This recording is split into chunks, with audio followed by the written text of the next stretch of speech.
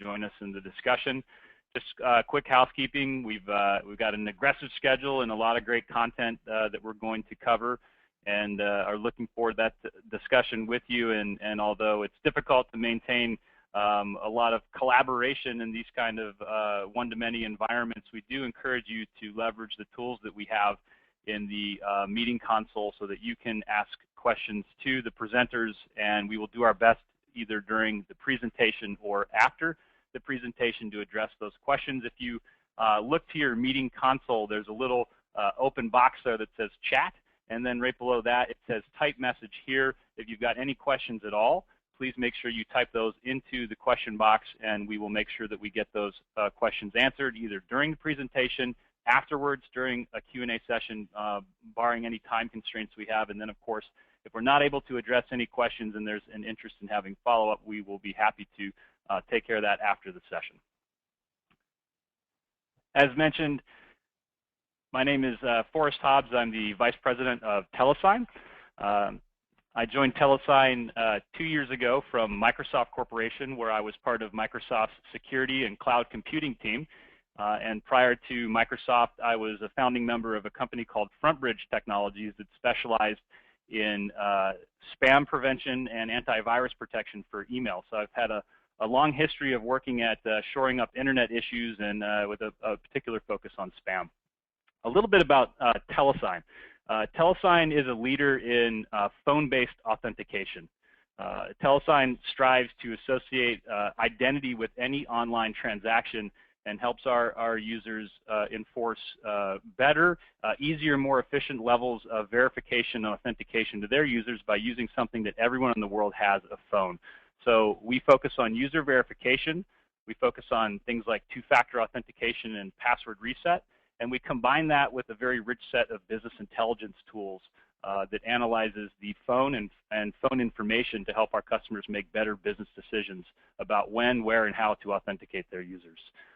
We are joined today by a special guest, Mark Risher. Mark is the CEO of Impermium. And Mark, I'll let you introduce yourself and tell us a little bit about Impermium. Thank you, Forrest. So good morning, everybody. My name is Mark Risher. Impermium, what we do is we provide real-time threat analysis. We provide real-time behavioral detection to help protect sites across the internet from a wide variety of malicious content, of offensive activities, and of an umbrella we're calling social spam.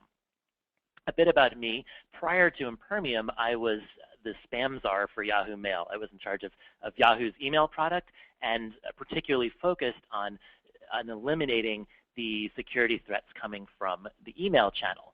Yahoo, as people probably know, it's one of the largest email products on the planet. It has more than 25 billion messages flowing through on a daily basis. So this was obviously a big challenge in the email space. And what we found was that as we really revolutionized the technology that was used to combat email spam, I started getting requests from web portions of the Yahoo network, from the sign-up team, or from the photo sharing team, or from the finance team, saying that they were seeing these attacks previously relegated to email move to the web. So we founded Impermium directly to deal with those web-based types of attacks. And I should tell you that, unfortunately, I'm going to have to drop off this call pretty soon because I've just come into a large sum of money. As everyone knows, email spam has evolved over the 15 years or so that it's been a mass market adoption to many, many different types of scams, many types of frauds, many types of abuse. And as you look at something, to some degree ridiculous, like this inheritance notice, you realize that email spam messages used to be very obvious. They used to be very conspicuous. But over time, the bad guys realized that by hiring a proofreader who was a native English speaker, by running it through spell check, and by trying to blend in instead of sticking out with something quite so extreme, that they could be much more effective and that they could get much greater conversion rates from their victims. And just as you and I have moved from email to many new forms of communication, unfortunately, so too have the bad guys. In fact, we're seeing an uptake across all different types of social media, each of which is being attacked by these bad guys, each in its own specific way. What we found, though, is that users leave traces, users leave different signals, and so what we're going to talk about today is to go through the various types of attacks on each of these channels. We're going to talk about the risks and the impact, how these are taking place and why it matters, how you can make a case to your company to do something about it.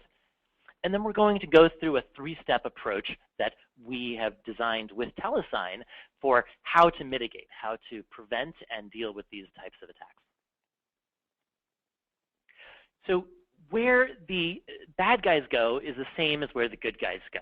As we've said before, bad guys will show up wherever the eyeballs are. They show up on blog posts, they show up in chat rooms, they show up posting bogus reviews, really all the different parts of the site, every social feature, whether it's on a news site or a dating site or social network site or a classified ad or online directory site. All of these different categories have many ways to communicate. And unfortunately, they have many bad guys showing up there as well. Hey, Mark, I have a quick question. So what fraction of the content on these channels is actually malicious? Well, as you would imagine, it varies quite broadly. We see on comments on news sites and on blogs and on corporate pages a range of 5 to 10% of malicious traffic. And we see some of these categories peaking up at even higher levels. Some sites with open blog posts have seen high double digits of traffic. And even the most regulated sites have very large numbers of these fraudulent user signups. We see that even the best, cleanest sites still hold around 10% of their user signups being bogus, and that can lead to all sorts of problems down the road. So what I'd like to cover then is what are the different varieties of social spam? What are the problems that show up on each of these different channels, these different areas? Well, certainly one that is sometimes less, may not be the largest in numbers, but is certainly the largest in severity, is overt malicious content. Viruses and malware that directly infect users' machines when they visit any of these pages. Clearly, the damage from that can be huge, is untold, and so that's one of the most serious and most severe challenges. Another category is one we term policy abuse. And this is where the action may not be overtly criminal, but certainly goes against the intention of the site and certainly can lead to large deleterious effects on the user community and on the brand reputation of the site. Policy abuse might include things like racism or hate speech showing up. It might include bullying or intimidation or specific threats of violence, all of these appearing in channels where they really have no place. And the third category, which is just one under the umbrella of spam, is overt commercial content. This is people advertising and promoting products, whether they are legal products or scams, and these show up really just about anywhere that you can put content onto a website, as you've all no doubt experienced. To drill in a little bit on what these look like, here is a recent advertisement that purported to be from CNN. So you see here they're hijacking CNN's brand identity. This is not a real CNN article. The United States did not ever attack Iran and Saudi Arabia with tanks. But it was a hook designed to pull people in. And then from the animation, from the video, they have a fake pop-up window that claims that you need to update your Flash player. Now, the reason that these sorts of malware placements can be so effective is because what is more natural? All of us, just about every week it seems, get these little pop-up windows saying, please update your Flash player, please download this codec, please install this new patch. And so these types of scams are very, very effective at duping legitimate users, though obviously in this case it would not update your Flash player. It would have installed a keylogger software that would try to gain access to your bank account. And so these types of problems, this is just one dimension of it. Part of why these work is because on the social web, nothing is more natural than clicking on unknown links. I mean, the social web by definition is about the viral distribution of content, and because it is in a period of fast innovation, we haven't necessarily seen the sites before. This is a tweet that we saw where somebody said someone's uploaded pictures of you. And what's more natural than clicking on that one, which you would think would take you through to see these pictures and to deal with it. In this particular case, what it did was brought people to a page that looked like a Twitter password page. As they try to log into that page, which is, again, part of the natural flow, what they're unfortunately doing is having their password stolen. And if you look closely at the address bar up there, you'll see that it's not really Twitter, it is TWIWTTER. It's a fake site registered by criminals designed to dupe and then steal sensitive information. And the problems of this are widespread. They're occurring in many, many different places. And what happens next, what happens downstream from that Twitter attack, is that the bad guys can gain access to an account and then do whatever they want with it. We term this reputation hijacking, as was the case that happened with NBC News last year. Now, what happened here, this is actually the official @NBC News Twitter account that bad guys gained control of. And for whatever reasons, they chose to use it to really conduct a prank.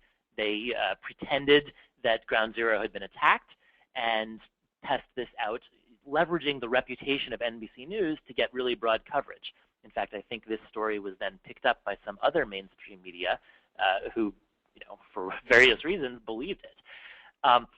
In this case, we're lucky to some degree that it was done really as a prank. It was really done as graffiti, and eventually the bad guys even changed the NBC News header, as is highlighted here, to kind of to claim their prize, to brag about their exploit. But this could certainly be used in much more severe, much more serious, and much more dangerous ways. In fact, earlier this year, Wired reporter Matt Honan had much more serious consequences when an attack that actually began in the same process led to him losing control of many, many different identities across many different sites, and he actually had his laptop completely erased. Someone was able to execute a code that Apple provides for if your laptop should be stolen, to wipe out all of his personal pictures, all of his stored information, all of the data from his laptop. And this was particularly challenging. For people who are not familiar with it, what happened was a cascading effect where the bad guys first were able to, over the telephone, bluff their way into convincing an Apple customer support representative that the person on the phone was Matt Honan, but had just lost his password. And in fact, there's a transcript online where the Apple representative says, "I need to ask your security question. What is your best friend's name?" And the person says, Mike, or Matt, or Jim, or John. I can't remember what I put in there, and basically, in a convincing, confidence game, persuades the Apple representative to give him access to that account. And then he moves from there to Amazon, and from there to his Gmail account, and flows through, really wreaking havoc across this poor individual's entire digital identity. Mark, what steps have these companies that you talked about taken since they were attacked? There have been a few steps that the companies have taken. One that Matt mentioned himself was, for him, he wished he had the two-factor authentication feature turned on in Gmail. For those who don't know, this is a feature where if someone tries to access your Gmail account from an unregistered computer, they need to possess a second factor. In this case, it's a cell phone, to be able to log in. And the idea being, quite obviously, that if you don't have Matt's computer, you should at least have Matt's phone. If you don't have either of those, then you're too high a security risk. So Matt, in this article, was kicking himself for not turning on that feature, and he promptly did so.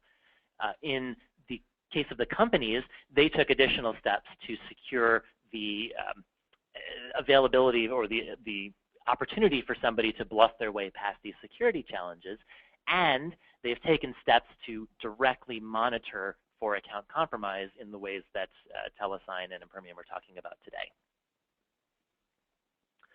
So why are these spreading on the social web so much? Why is social spam such a big concern? Well, Impermium studies have found that it is because it is much more viral than email. In fact, to a factor of 250 to 1, a social spam message can spread much more quickly, much more broadly than an email. And this makes sense. If you think about it, none of us, well, only one of us on this call really cares if Forrest receives a spam message in his email inbox. But if something gets posted to the front page of a social network or gets distributed to all of his friends through a compromised account, that can obviously spread much more quickly, much more broadly, and affect far more people. So that's part of the reason that social spam is growing so much more rapidly than email and is so severe. I'm going to spend a little bit of time now on how these how these problems get created in the first place. And one of the main ways is when bad guys gain access to accounts on a social network, on a blog, on an enterprise collaboration suite, etc. Here, we've pulled a few screenshots, not to pick on any one company, because, as I said, every single company across the internet suffers from these problems, but just to illustrate how these shape up. What you see here is fake profiles. These are synthetic accounts on a few prominent social networks. For the first one, this person's middle name is Bai, and his last name is Cialis32. I don't know anyone with that name, but it's possible. On the middle one, we have somebody whose first name is Canadian Pharmacy. At the bottom, this is a Twitter account that's trying to distribute replica fashion apparel. And when these accounts get created, they then naturally can utilize all of the well-intentioned features within various social networks to propagate their dangerous, malicious messages. And Mark, how are these fraudulent accounts actually created? Well, these are created through a variety of different techniques. They're created through software. They're created through services companies. They're created through vulnerabilities found in the different sites and the different platforms themselves. In fact, here we have a screenshot of a site that is brazenly selling bulk accounts. You can click on any of these links, and these are not difficult to find. They're not hiding, to purchase 100,000 Hotmail accounts, 10,000 AOL accounts. All of these come pre-configured, pre-set up. You get the username and the password. Sometimes they even have some legitimate looking behavior in those accounts. Maybe they've sent a few messages. Maybe they've signed up for a few newsletters to make them look that much more innocent. In addition, there's software that is sold, and this is actual shrink-wrapped software that you can purchase with a credit card number, or even purchase potentially in the store at certain trade shows. This particular one creates 5,000 backlinks, and what they mean is it will allow you to post on 5,000 different sites links that point back to your own site. So some of the marketers on this call might be kind of tempted by this. Wow, that sounds pretty good. My page rank will go through the roof. But the challenge, the downside, is obviously those 5,000 sites don't intend to point to your site. This is exploiting various hacks and vulnerabilities in those sites. And it is one of the many black hat techniques that are used by social spammers to promote their wares and to lead to these much more serious and much more severe consequences. Hey, Mark, just real quick question. At TeleSign, we are very much into the fraud prevention aspect of helping our customers out. And part of that is wearing the white hat and having some very clever folks who are obsessed with the mind of the fraudster.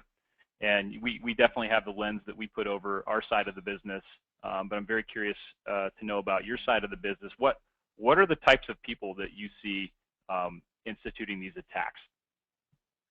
We see quite a mix of people. We have here a screenshot from one of the discussion forums of people talking about how to spread these attacks.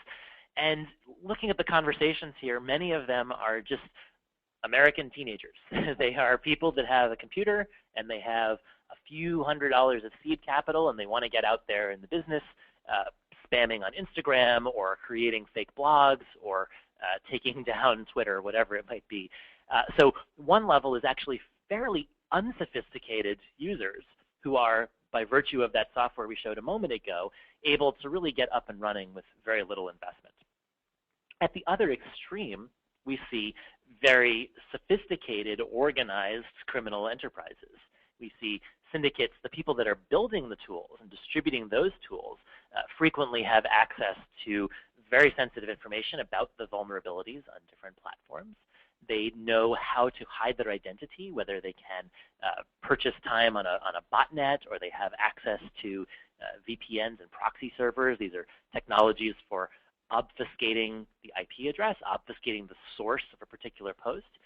And those people are much more sophisticated. In fact, we sometimes joke that we're in a direct arms race with those people, and they're acting as our quality assurance team, because no sooner does any site in the security defense industry put out a patch, then suddenly it's flooded with people from the bad side probing and testing and experimenting to see whether they can get through. And this is one of the reasons that broadening the information that we have, being able to look horizontally at not just one user or one IP address, but look across different devices, look at do they have access to a telephone, can be helpful is by being able to see through some of these tricks and charades that they're pulling. So we've talked about what types of attacks there are, and we've talked about many of the places where they show up. What I wanted to do now was to discuss with the group, who cares? Like, what is the downside? Why does this matter to me? And the reasons are manifold. Certainly the most obvious is that as an internet site, as a company that is hosting content online, it's almost a moral imperative to try to avoid abuse and to enforce the policies that you put in place. But the reasons why are primarily around users, the user engagement, noticing the number of times that somebody will turn off or will tune out a particular site when they start seeing malicious content.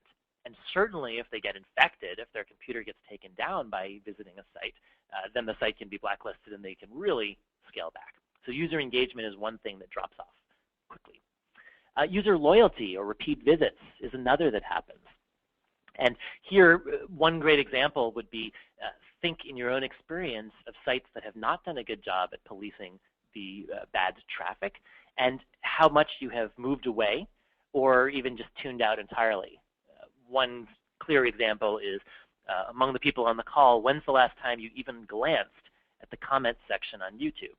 We all know that there's really nothing of value there. That is, it is oftentimes not dangerous, but certainly of extremely low quality. And so interaction, engagement, and page views in that part of the site have dropped off. And then finally, brand reputation. Naturally, a site does not want to be known for harboring criminals or for hosting malicious content. And particularly in the very severe categories, things like racism or hate speech, things like malicious content or viruses, that can be tremendously damaging to a brand, and the effects can hold over for quite a long time. Beyond these issues, what we see is indirect effects that are even larger. These are the ones that people don't always think about when they're initially dealing with the problem and trying to scope the problem and determine an effective solution. But they can be very, very serious to the business. Advertising revenue, we're seeing increasingly that branded advertisers are very aware of the context in which their ad shows up. So on an ad-supported site, we're finding that premier shampoo advertiser doesn't want to be next to a link to a porno webcam. And so they're either going to pay a much lower price or they're going to seek their inventory elsewhere.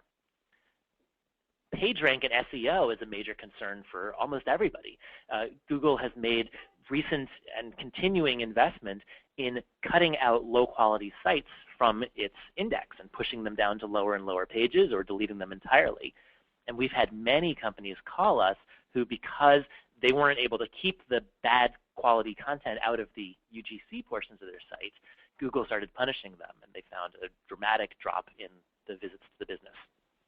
In fact, those site metrics are also an indicator and also one of the challenges. I know that operating an internet business can be one of the great benefits is that you can measure everything. You can see who's coming through, who's clicking on button A to move to page B, who's interacting in various different ways. But when you have 5, 10, or 15% malicious users on the site, these metrics are skewed to the point where they may be unusable. You know, are we doing fantastically well in Brazil, or do we have a security vulnerability in Brazil? Is that feature that allows you to email all your friends with a custom message one of our most popular features or one of our most abused features? These are problems that become really difficult, and then you're essentially flying blind without the visibility into your trusted user community. So from these various effects, we then want to move into, okay, how do we stop it? And so now I wanted to actually go back to you, Forrest, to walk us through the 3-step approach that we've outlined together. Thank you, Mark. Appreciate it. And now that you've outlined the issues and essentially the business impacts associated with social spam, I'm going to share a few of the best practices that both TeleSign and Impermium have put together to help our customers solve the problems associated with social spam. And essentially, we boiled it down to a fairly simple 3-step approach that I'll go over. First and foremost, you want to make sure that you're blocking the bogus accounts during account registration. And TeleSign and Impermium essentially help our customers establish those appropriate gates and preventative measures at the gateway, at the entry point, to ensure that they are limiting to the best degree the number of fraudulent and spam accounts that are actually getting created on the site. Second, you want to make sure that you're basically cleaning things up. So stop the actual spam and malicious content that is either already there or being created. And this is where you can use an automated spam cleansing tool like Impermium to essentially flag that malicious comment and post and spam that are already present on your site so you can take action on them. And then third, and this is very, very important, now that you've blocked the gate and you've cleaned up the mess, you need to prevent the accounts from being compromised or prevent account hijacking. This is where we're taking steps to help our customers understand the risk triggers and methods that the spammers and fraudsters are using to gain control of legitimate sort of high quality accounts to conduct their nefarious behavior. So first, a phone is actually a phone number is a unique identifier, and the information associated with the phone it can provide very, very important fraud signals and very deep insight actually into both the identity of the user and the riskiness of the transaction. And this flowchart here shows how that could work. And as you mentioned earlier, Mark, thanks to some of the more mainstream sites out there, like you talked about during the Wired Matt Honan discussion with Google and companies like Facebook, essentially your users are already probably using the phone in the process of registration and verification. So they're kind of already trained and accustomed to this process. It's something they're used to doing at the registration process and something they're used to using their phone essentially as an authentication tool. So one thing that you need to think about is capturing that phone number during the registration process. And then secondly, your company needs to be analyzing the registration data that you capture to look for dispositions, risk triggers, and correlations in that, including things like past behavior, so that you can make the appropriate sort of accept, deny decision, or to flag that information for further review. So if everything looks legit in that correlation, essentially you can go ahead and create that account. But if you see definite red flags, that's typically your cue to reject that account outright. And also there are definitely times when it's gray, and where we together, Impermium and TeleSign, can help you identify where things look suspicious. And then once you've identified that suspicious activity, you can conduct an additional level of verification with that user who's attempting to set up an account. So collecting and verifying the user's phone number during the registration process, it's critical to blocking the account creation process. But once you've collected that number, it also lends itself to helping you institute better levels of authentication and protection further down the process during the account hijacking section. And we'll talk about that further in the. What's the importance of the data associated with the number? This is something that most organizations often miss. In leveraging the efficiency and benefit of the phone, they miss the opportunity to leverage the information associated with the phone number itself. And so we just talked about you know, the risk decisions that you're going to need to make during the registration process, and you need to look at the actual attributes associated with that phone number. One of the most obvious ones is actually the phone type itself. So certain phone types, like for instance a prepaid mobile number, like a track phone, or maybe a non-fixed VoIP number, I think like a Google Voice, they're actually predisposed to online fraud, and primarily because they're very, very cheap or oftentimes free to acquire, and oftentimes completely anonymous. So it's very difficult to associate the actual owner of that number to the number itself. So as an example, it would be very easy to acquire a non-fixed VoIP number that has, say, a US area code when the actual fraudster is located in Nigeria. It's extremely difficult for you to tell where the actual user is located based on just the area code of the number.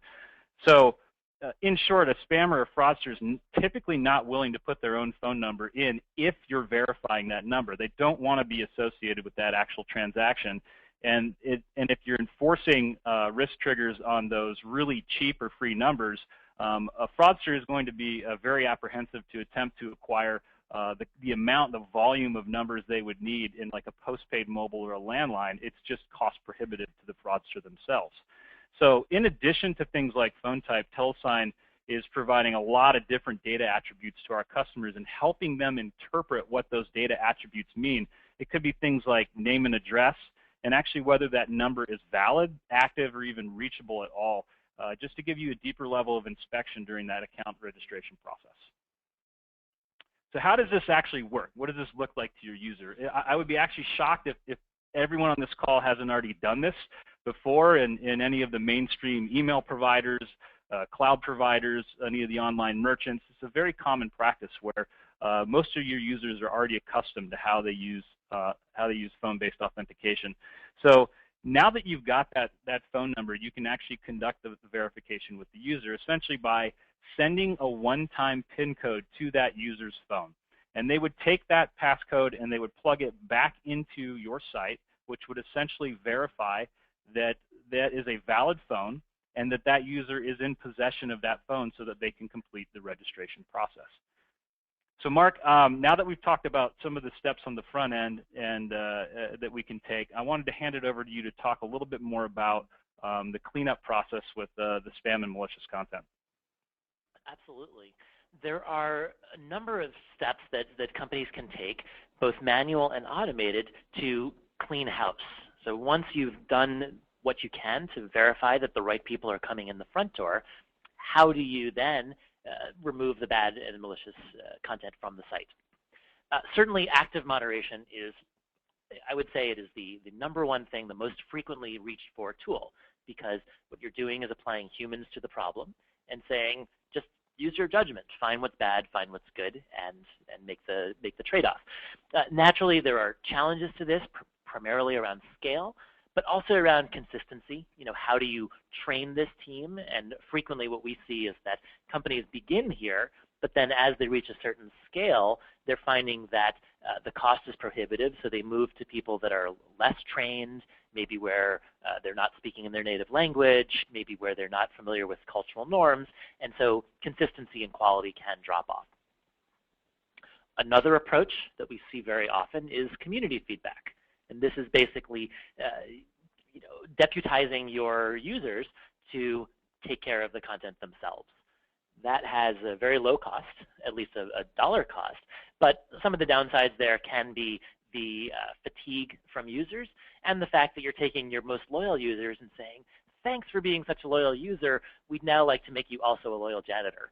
And so it has some challenges for the users and is reactive. So that 250 to 1 scaling factor we talked about before also comes into play. Some sites have tried to further limit by making the community invitation only, but that works directly in contrast to what most of the goals are of making a frictionless sign-up process, of getting as many engaged good users in as possible. So we definitely don't recommend that in most cases, but it's a tool.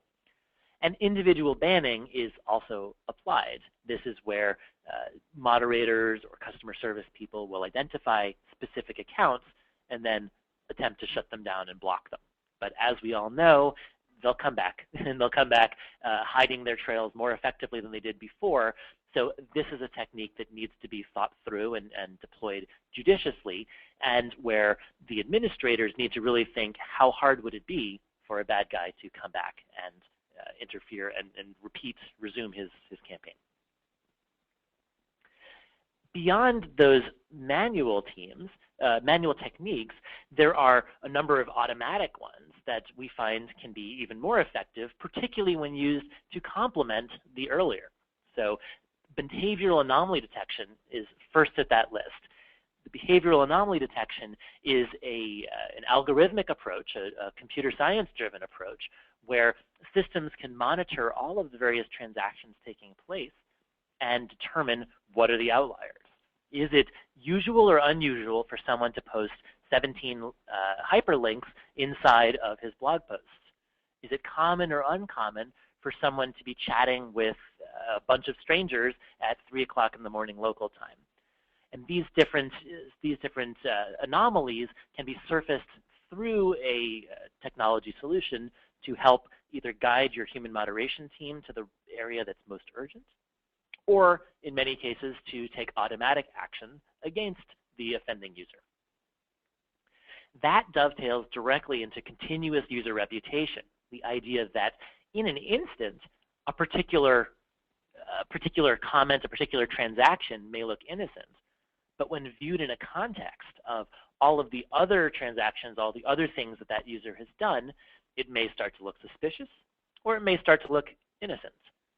We can all imagine in a longitudinal comment stream that Forrest might crack a joke about Viagra, and he should certainly be handled differently than someone who just registered 45 seconds ago from Ukraine and his very first post is about Viagra.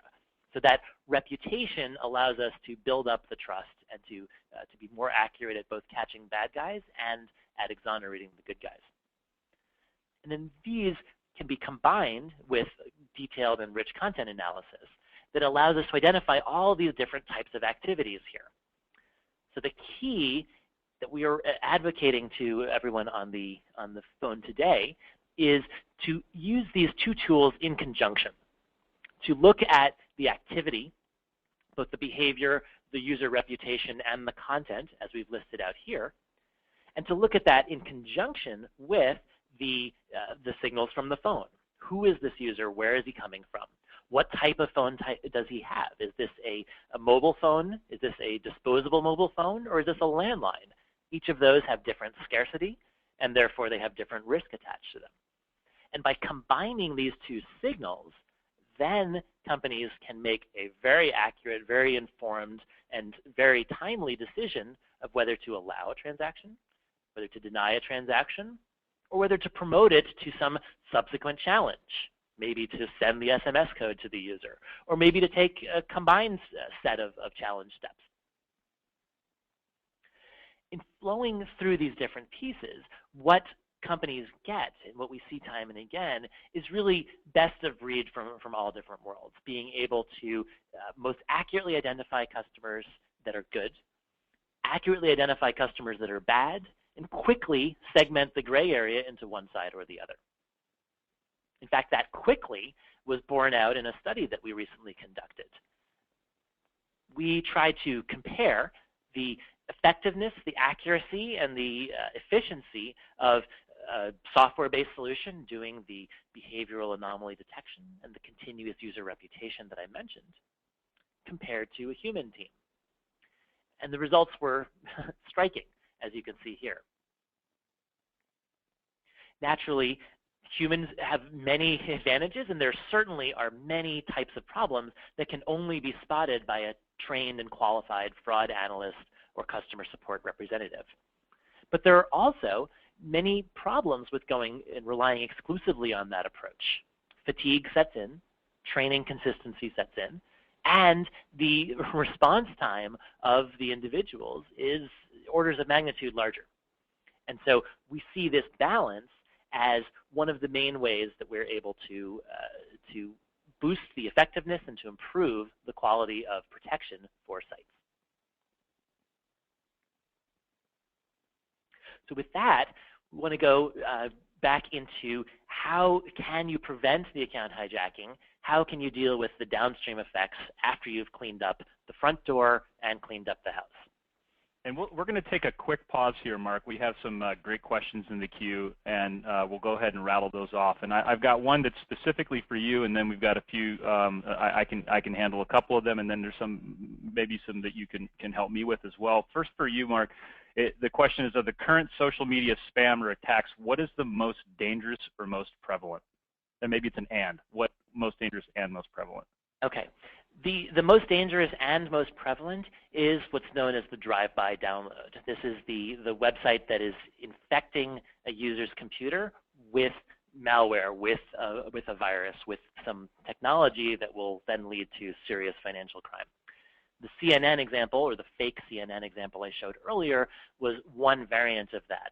But we see many more, and we see this is an area of frequent innovation by the bad guys because they are able to most quickly monetize and act upon the results of their crime. Thanks, Mark. And there's another question specifically for you. It's how is Impermium's automated approach better than humans? I think you covered some of that in your last slide in terms of operating costs and time spent. But is there anything else that you wanted to add? Sure. We really rely upon three main pillars to be able to most accurately tackle the problem. The first is our computer science and machine learning approach, where we're really employing artificial intelligence to understand and differentiate between various categories and techniques that are taking place out there. The second is looking not just at the content, but looking at the context, looking at what has the user done before and what has he done afterwards. And this is, again, innovative in our company, that we're viewing from a user standpoint, what are the patterns that are existing here? So more than just, is it somebody talking about Viagra? Is it somebody providing a link to a site that may have malware on it? It is, who is that user and what have we seen him do before, and can we use these signals together to make a better, more complete picture? And then the third pillar is looking not just within one site, but looking broadly across the internet. Impermium protects more than 300,000 different sites across the web, ranging from very large to very small. And that pool of information enables us to spread the defenses very quickly, similar to how a World Health Organization operates, where a small outbreak in one remote village leads to spreading information and maybe spreading a vaccine to many other hospitals in the area. We similarly can take one type of activity we see in one part of the world and spread that protection to the other 299,000 sites. Thank you, Mark. There are a couple more questions that I'll answer very quickly, and then we'll continue the conversation and answer the rest at the end. One of the questions was, what is the cost to acquire VoIP phone numbers in bulk?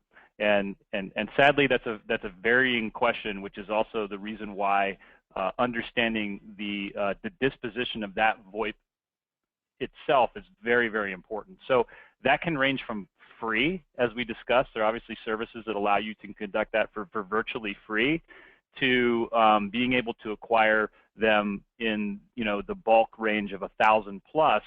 That could range upwards of what you would typically spend as a consumer to have a phone service in your own home, i.e. like a $20 a month type service. That is one of the things that we look at when we help interpret the type of VoIP number that is to our customers. So we're not simply returning information to that customer that says, hey, this is a VoIP number, so treat it as such. This is the type of VoIP number it is, and because of its disposition, like it's non-fixed or it's fixed, or it's prepaid or postpaid, or it's free or it's relatively expensive in the grand scheme of conducting fraud, that's the kind of information that becomes very important when you're using that to determine the riskiness of that phone type. There's other questions about, like what are some of the red flags you see during registration? Obviously, we talked about phone type. Well, one of the things is it even a valid phone number at all? If somebody's typing in a number that is a non-working number or a fake phone number, you obviously would be suspicious of their intent and lack of willingness to provide a number at registration. There's also interesting things, and there's a whole myriad, in the spirit of time, we'll be quick and we can have very deep conversations after the presentation, one-on-one with you to talk about what things we do to help identify risk triggers. But one thing, it would be correlating something like name and address if you're collecting that during the registration process. Coincidentally, we see extraordinarily high correlation when there is no name and address returned with the identity of the individual associated with the phone type, more so than the propensity, the correlation. So there's some very interesting things that we can see. People talk about subscriber status and whatnot. There's anomalies that we can tell in terms of, when things are created, are they legit, that really help the customers set up the appropriate risk triggers. Someone asked about pricing of the service. We can cover it at the end again in more detail. And then a really interesting question was, do your customers see a big reduction in signups or an increase in abandonment when you require a phone number at registration? First and foremost, simply requiring a phone number at registration is not going to have a material impact on your signups. I think a fraudster is willing to throw anyone's phone number in there. When you pair it with verification, that's when it becomes significant. So just simply putting a number in at registration will have almost no impact at all. It's when you combine it with verification that it drives the bad guys away, and that's obviously the objective. And obviously there's a huge degree of variance in terms of the amount of impact you see depending on the type of business you have. And obviously we would love to get into a deeper conversation with you about what your specific business is, what we've seen with other customers in those types of businesses, to be a bit more precise in that answer. And I think we're gonna press on here in the spirit of time, and then we'll get to your questions at the end in a general Q&A session. And so we stopped off with a little bit of deep insight from you, Mark, on how to stop spam and malicious content, some of the results you've seen. I'll talk about a little bit about account hijacking and why this is so important. Obviously, existing accounts have a high reputation associated with them. They're marquee for a spammer or fraudster to get a hold of an account that you have already validated and said, this is a great account. So you've cleaned up the front gates and put the appropriate gates in place to make sure that you're limiting the inbound fraudsters and spammers. You've cleaned up your site, and now how do you keep them from moving their vectors and taking over those high-quality accounts that you have? And that's something that we are strongly encouraging our customers to set up risk triggers specific to account compromise. Account compromise can occur in a lot of ways, including somebody resetting their password. It could include somebody attempting, after they've compromised maybe a password, attempting to make changes to key information in the account that we can help you identify. What are things that look weird and suspicious when with account activity, like changing address, obviously, if you're phone verifying, changing the phone number would be one critical risk trigger to associate with account compromise. And we can really help guide you through that process of setting up the right traps so that you can then phone verify based on those attempted changes to ensure that you're not letting those spammers or fraudsters take over the high quality, high reputation accounts. Obviously, it gives them a better platform to conduct their nefarious behavior. And it obviously is really damaging to your brand loyalty and reputation with those users who rely on you for security. And Mark, in addition to the kind of things we help our customers with, you guys do specialize in pattern recognition and identifying that unusual activity. Can you give us some examples of the things that you guys look for and help your customers with? Absolutely. The issue for pattern recognition is comparing broadly whether the current transaction matches with previous transactions, both previous transactions from that user as well as previous transactions from sort of the canonical user on a given site. And so some of the signals that we might be looking at there are, is he coming from the same part of the world? Is he interacting in the same way? Is she typing the same content? Is she entering consistent content or different content? Is she using parts of the site that have that she uses frequently or that she uses infrequently? These signals are all combined together to determine whether this is a likely legitimate or likely fraudulent or malicious transaction. And those signals, as you've shown here on the screen, can inform then what authentication steps you may want to take.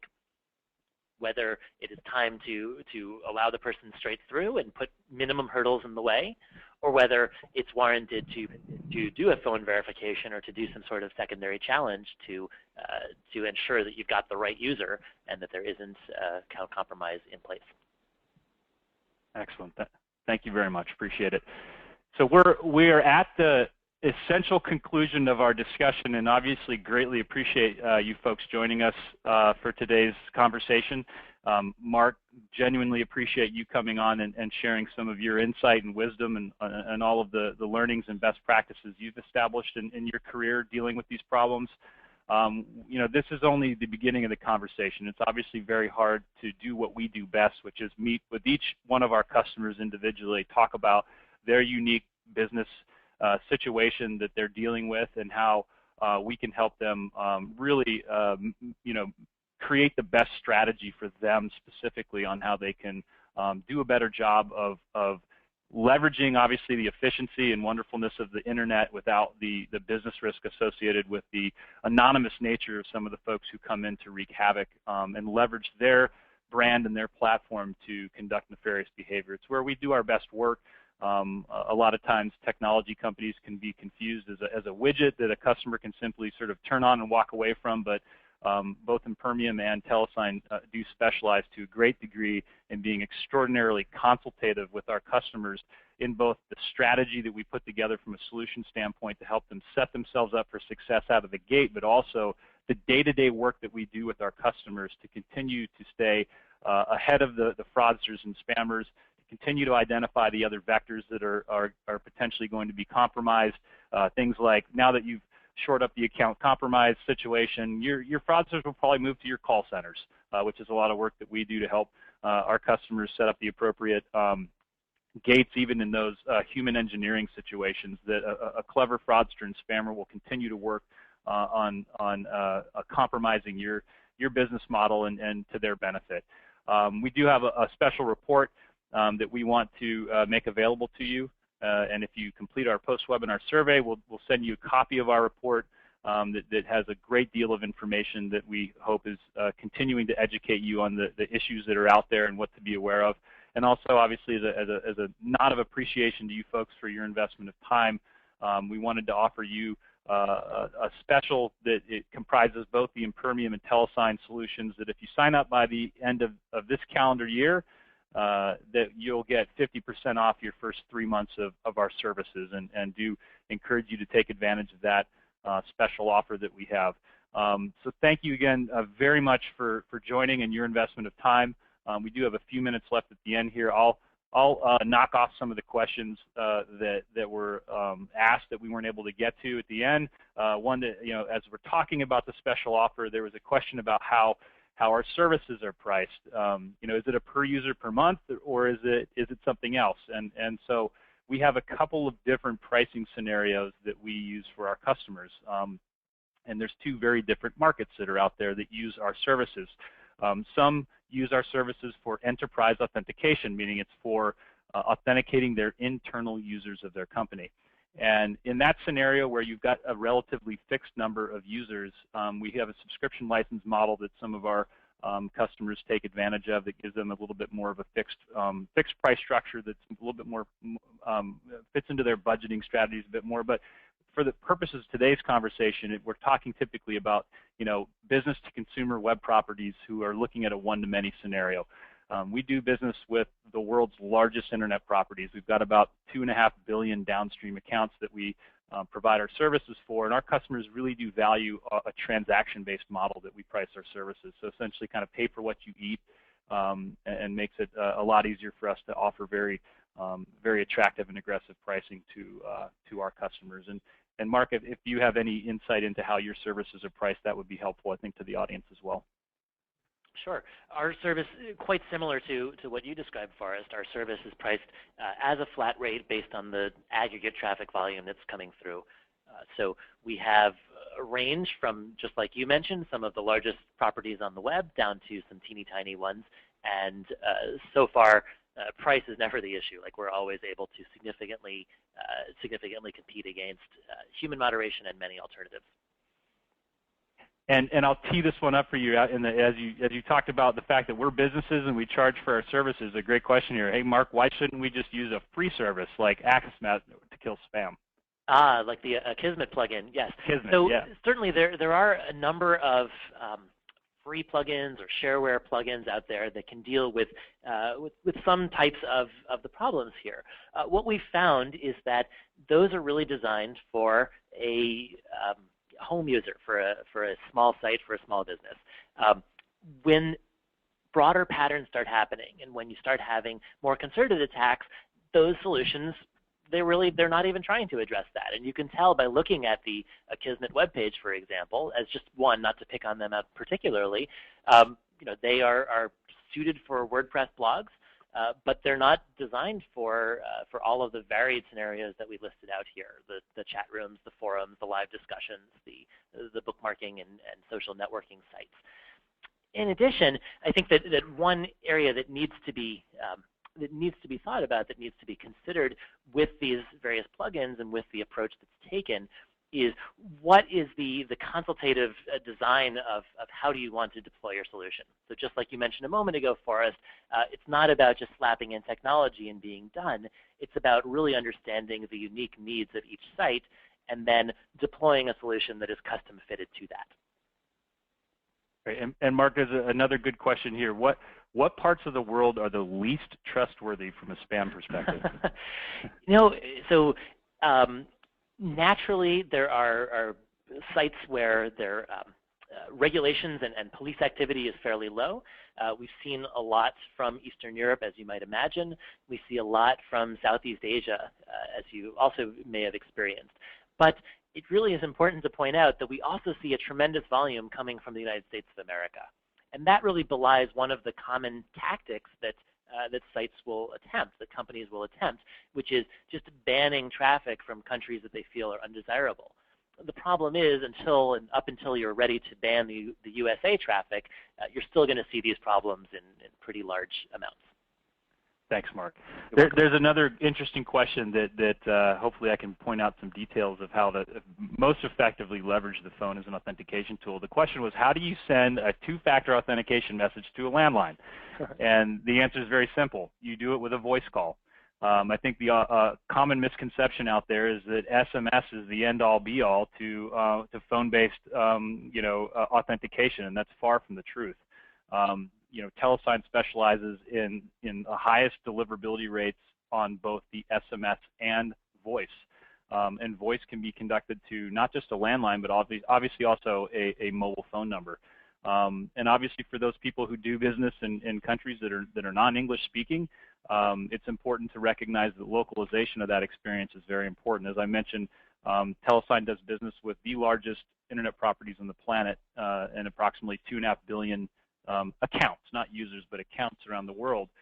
We conduct our business from an authentication standpoint in every country on the planet and region and telecommunication area in the world. So over 200 different locations that we're required to send authentication to, and we can do that in 87 different languages so that our customers can create a very localized experience from a language standpoint to make that a very natural end user experience for our customers. A terrific question. SMS is not an end-all be-all. Voice does play a very significant role, and that TeleSign has a huge amount of experience in understanding when you should employ voice versus SMS and where and how you should present that to your users, so it's a very natural end user experience and you're making as complete a solution as possible for folks who either don't have access or simply by preference prefer a different mode of communication, or when one communication channel, either spontaneously or in general, is not available, you can be as effective as possible. So terrific question. Folks, I want to remind you we're here at the end of the discussion hour that we're going to be obviously able to send you the PowerPoint slides if those are interesting to you. And that is available by email. If you could send us a note at learnmore@telesign.com, we'll reply back with the slides. And then we have a survey available that we talked about. We would love to get your thoughts and feedback on how we can continue to give you information that is important and valuable to you, and obviously we'll provide you the white paper in exchange for giving us your thoughts. So please let us know what you're interested in hearing more of, further engagement, so we can use our fraud services team here at TeleSign in partnership with Mark and his team to get very consultative with you about your specific business issues, and again genuinely appreciate you guys joining us today. So thank you very much. And Mark, do you have any parting words? I just wanted to echo what you said. Thank you everyone for your time, and we look forward to speaking to you in more detail. Thank you, folks.